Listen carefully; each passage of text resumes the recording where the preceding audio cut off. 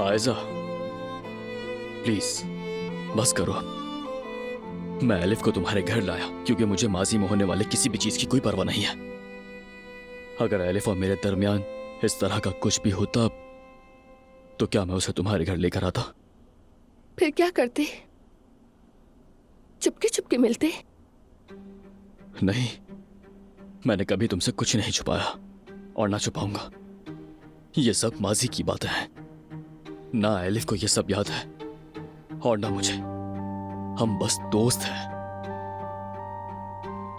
Zoya, Naila aunty, आप लोग बताएं, क्या वाकई इतना आसान है?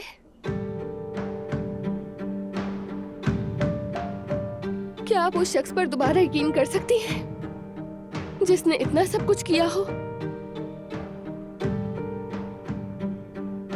तुम्हें मुझ पर यकीन नहीं?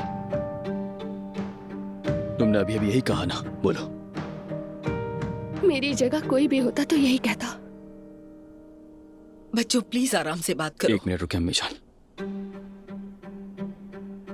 आयजा, देखो मेरी तरफ। मैं वही हूं जो तुमसे प्यार करता हूं, उमर। मेरी जान, मैं तुम्हें देखते ही मोहब्बत कर बैठा था और तुम्हारे सिवा कभी किसी का सोच भी नहीं सकता। अब मेरी आंखों में देखो। अगर तुम अब भी मुझ पर यकीन नहीं करते तो बात करने का कोई फायदा नहीं। तुम जा सकते हो। भाई,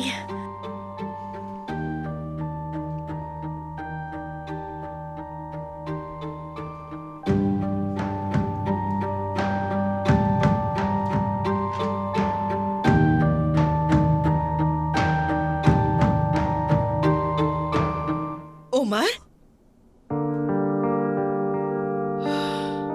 ठीक है अम्मी, सब ठीक हो जाएगा। कैसे ठीक होगा सब?